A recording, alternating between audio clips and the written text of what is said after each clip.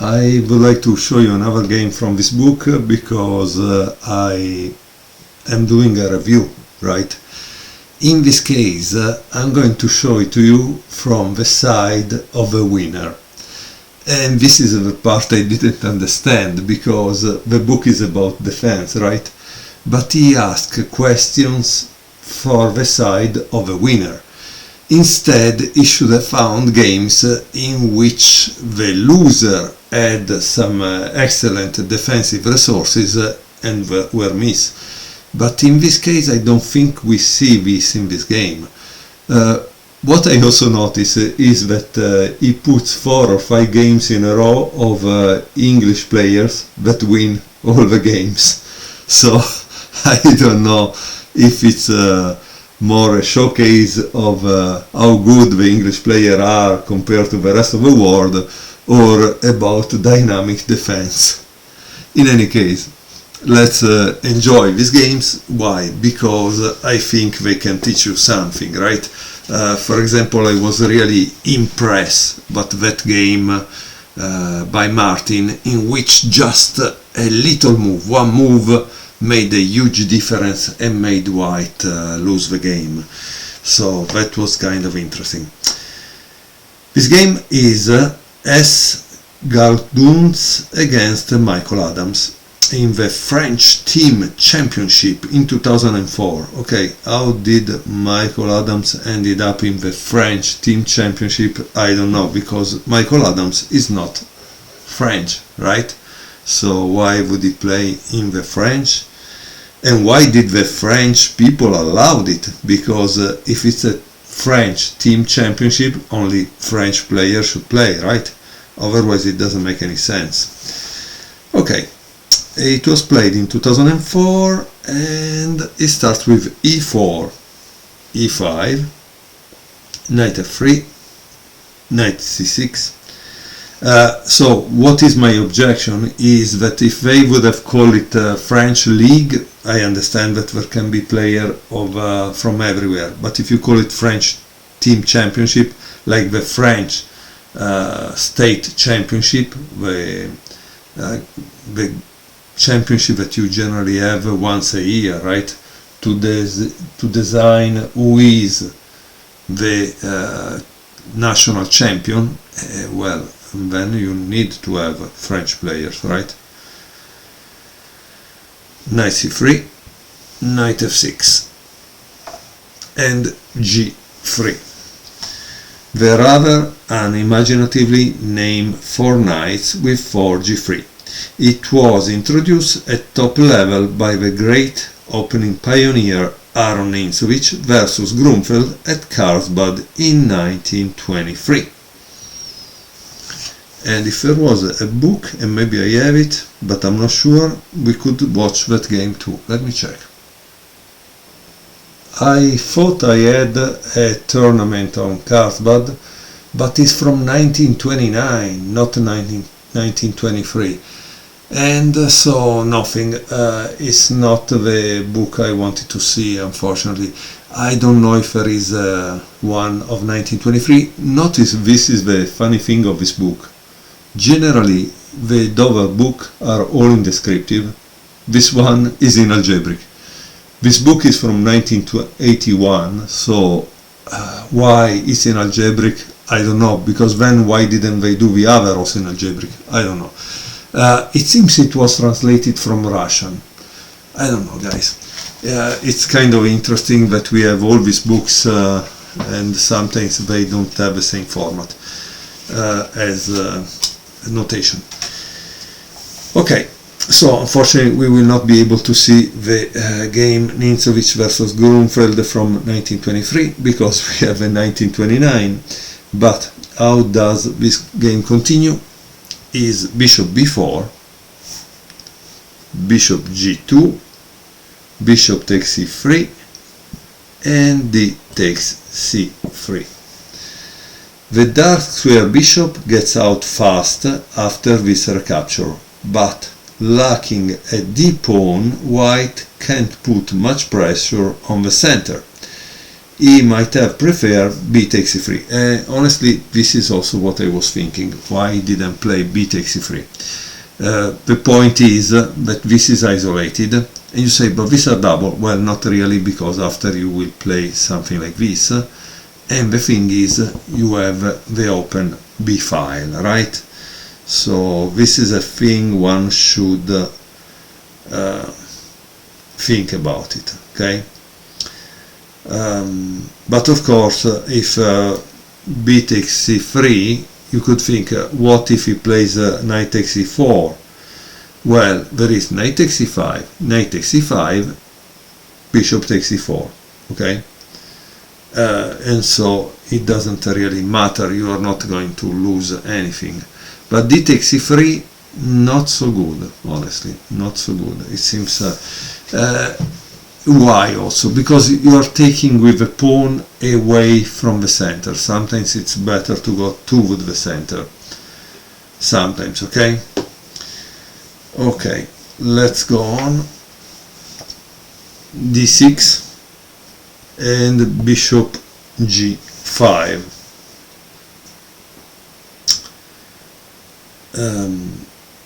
And here it seems that the white player didn't understand the importance of a bishop pair. Why? Because after h6 he immediately plays bishop takes f6 and queen takes f6.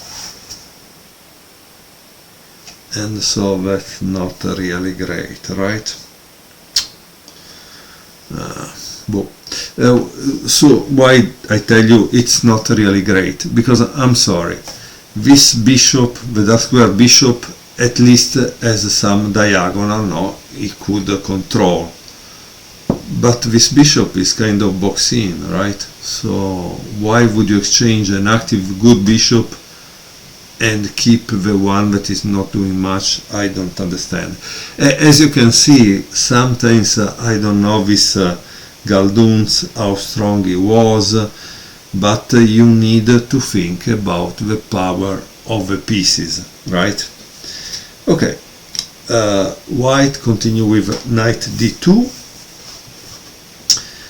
and here it says, question, the knight begins a journey via c4 and e3 to get in contact with the d5 square. Wow, 1, 2, 3, 4 tempi for going there. Okay, this seems like a good maneuver, but can you see how Adams takes advantage of the horse moving away from the king side to develop some counterplay there?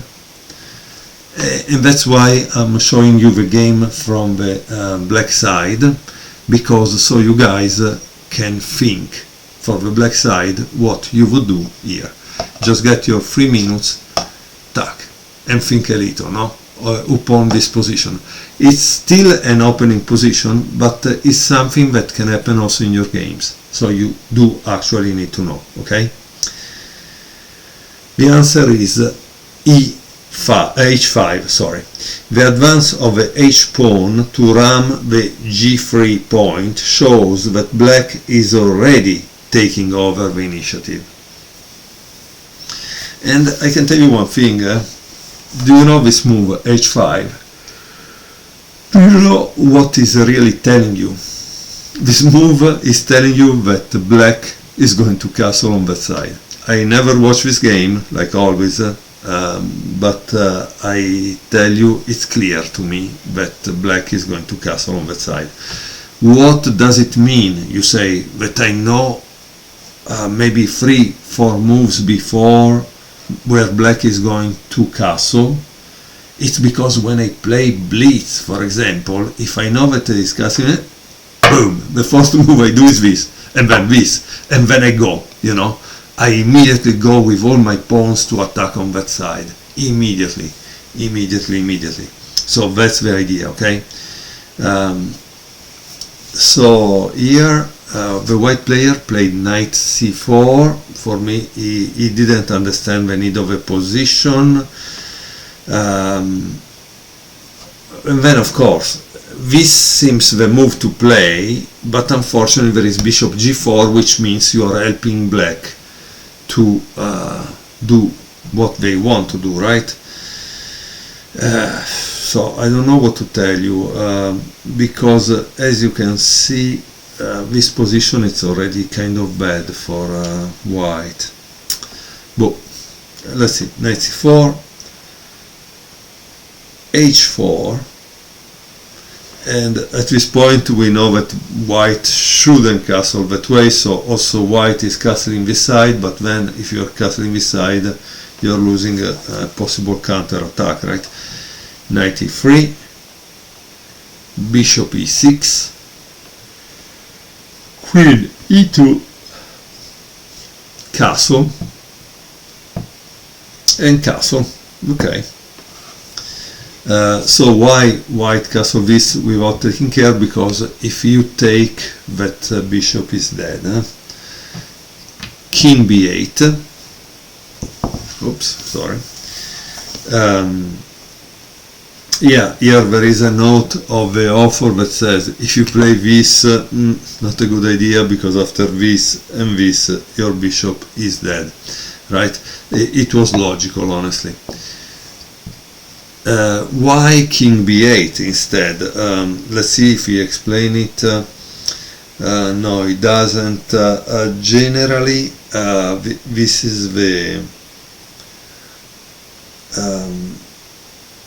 this is the point. You play king b8 to avoid to exchange the bishop or having some kind of strange checks. You know, maybe if this is not there, that attack on the side. So that's why. And by the way, I see one thing. It seems white was an Armenian grandmaster. So this French championship was played by everybody, but not the French. Okay, I don't understand how it happened. But let's see. I mean, so white was an Armenian grandmaster. That's ridiculous. Okay. So what does white do at this point? After king b8, he plays a4. An awful move, to say the least. On the other hand, as long as the center remains quiet, such liberties are possible. And here there is queen g5. Honestly, I should have asked you what would you have played, because it seems also rook h7 is a move here that you can play, okay? But this is kind of interesting. Here it says that Adams prefer to seek immediate action in the center, he therefore clears the way. So do you know why he played this and why this is a good move? Because he wants to play this. Wow. As you can see, sometimes these clearance moves are difficult to see, and that's kind of interesting. Notice that in this position it pins this, because behind there is this. That's why also white should have played king b1 instead of a4, right? Because then f5 become possible, because you cannot take back, right? And so it's a kind of problem. Let's see how it continues, because this move is really beautiful and I think we should remember it, right? Well, white continue on this side, but the problem is that on this side he doesn't have a material superiority. It would have made sense if he has already the rooks on here, no? Or another, yeah, this bishop is in fact going to there, but it's still trapped here, so I don't know. To me it seems that he doesn't have a material superiority to justify the attack. h3, boom. Okay, black wants to push the white bishop to f3, where it will be more vulnerable to attack once he has started operations on the f file. But white played bishop f1, which the author marked as bad. Nothing. But let's see. Question: white might have pleased to move, have been pleased to move his bishop off a block diagonal, but how can black exploit these retreats? Because you see, when he was here, he was doing something. When he's here, he's not doing that thing anymore. So if you were black, what would you play right now? Okay? What would you play right now if you were black? He plays d5. And here it says a classic free move, after which white loses control of the center. That is why it was essential to play bishop f3. So instead of bishop f1, f3 was better, because it would have kept, like I told you, also in g2 it was putting pressure on d5, right? But on f1 you have lost it. E takes d5, and now the author didn't ask, but I want to ask you, what do you think black played? Because you see, you might not have noticed one thing, and you think that black cannot play that move, but black can play rook takes d5. Why? Because you cannot play this, otherwise, oops, your king is gone, right? So this is a very, very interesting move, rook takes d5. So white takes, bishop takes, and then there is rook g1.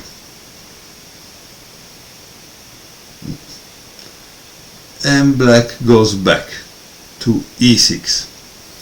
Why goes back to e6? Because he wants to defend h3, because this rook wants probably to go into the game, right? Or, I mean, you don't want to keep it out of the game at a certain point. But notice again how the idea of an attack on the queen side doesn't make much sense, because, I don't know, I don't think he has the pieces in the right places for an attack on the queen side. But let's see what happens, okay? Maybe I'm wrong. a5, yes, okay. And here there is a question. The white pawns inch forward. Black could play a6, which is safe and good. But can you spot a more dynamic move which magnifies the power of a black knight? Can you spot this move? Which magnifies the power of a black knight? Well, I think we have learned from queen g5 that the idea was f5, right? So also in this case you want to clear a square where the knight can jump to. So the move is e4. And here it says opening up a base on e5 for the knight, or in some cases the queen, no? Because the queen could also go there. Let's see what happens. White continues with a6. And notice that here there is a very interesting thing that I do too. I generally don't do nothing. When they do this, it's not that I do this or I do, no. I don't do nothing. I don't care. What I care is to move my pieces nearer to the enemy territory, so I can attack, right? And so the move is this, knight e5. At this point, you have two choices. If white plays queen b5, yes, you have to go here. You have to go there with b6, right? But if he doesn't play queen b5, like I told you, he plays this, I didn't turn the other page to know, but I'm pretty sure he didn't take. Because if you take, you open the lines for him, so you don't want to do that. You don't want to do that. So let's see what black played. And here there is a question, in fact. Okay, the question is, try to find a fourth win for black which exploits his brilliant centralization, because let's not forget that the theme of this chapter is centralization by the English players. Okay, so I hope you pause the video and try to find the move for black. The move is bishop c4. The white queen now suffocates through lack of space, which is why king b2 was recommended on a previous move. Yeah, instead of taking on b7, it would have made more sense. Again, guys, sometimes it's better to keep the pressure, and sometimes you need to clear the lines for attacking. But here, white didn't do that. It doesn't make any sense, honestly. He played kind of poorly, I think, right? So after bishop c4,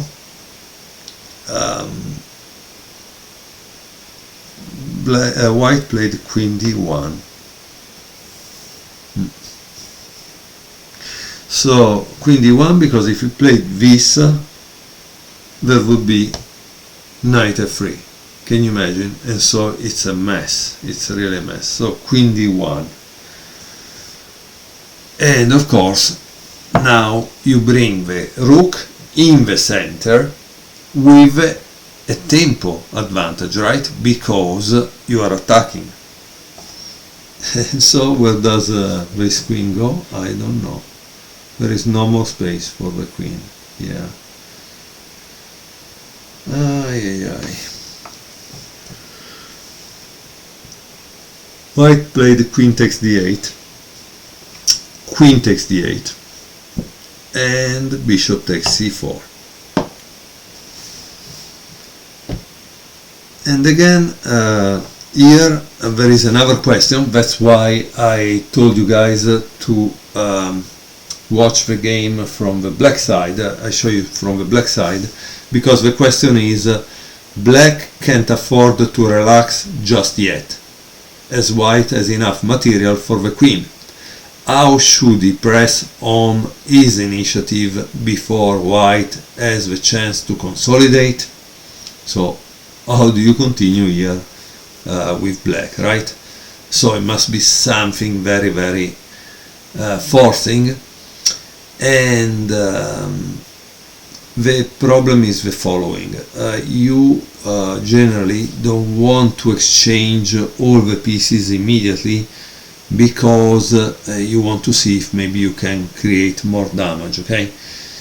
So probably knight takes c4, not a good idea. But probably maybe the computer plays it, okay? But as a human, I wouldn't. The move black played was queen f6, okay? After which there is rook d1, and then we have the end of the game, which is queen takes f2, and white resign. Here it says that white can avoid losing a piece with rook d8, king b7, bishop d5, c6, and knight d1. Okay? But after queen takes h2, bishop takes e4, and queen takes g3, black has a mob of passed pawns.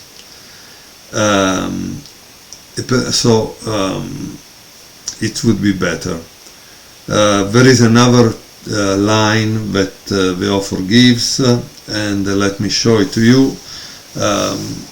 So I will just go back a little, as the position was what? It was here, here, here.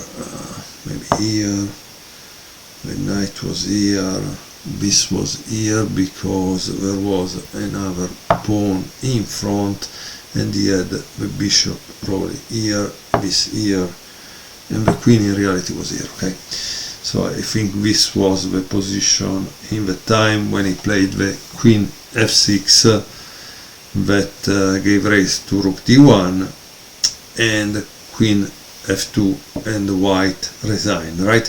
Here it says this thing, that maybe bishop a6 threat and mate on d8, right? So after queen takes e3, king b2, white would have some survival chances. Following knight c6, there is b5. But how do you kill all the hopes by white? Here it says queen g5. Queen g5. Okay. So why does this move kill all the hopes by white? Because that's the point, right? Maybe should have put a move more. Or maybe he's asking us to find it out. So if you play this, there is a huge problem, right? Because you cannot give check, and I don't really see it. I don't know. Maybe because he wants to advance this. Maybe. It's a possibility, I don't know. Or maybe he wants to advance the pawns, but the problem is that he needs to continue to keep that in control, otherwise I don't know.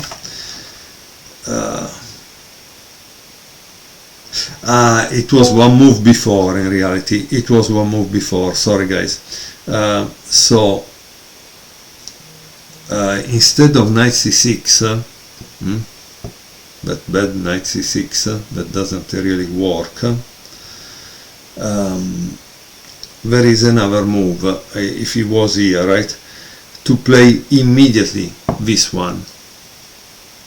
Immediately this one. So sorry, I misunderstood him. Yeah, it makes more sense. Like I said, you don't want to play the knight c6, you want to keep this knight on the board because you want to do something, right? And remember, you cannot play this because of this. Again, sometimes the final positions of these games, especially between grandmasters, are very, very interesting and worth of playing over. So thank you very much for watching. This was Dynamic Defense by Neil McDonald, and I hope this has given you a good amount of material. Eventually I will show you some games from the other chapters to give you a better idea of the book. Honestly, I like it because, as you can see, we have learned in just these few games. Andrew Martin queen c6 was amazing. This queen g5, great, because he wants to move the f pawn, or e5 e4 because he wants to go there with a knight.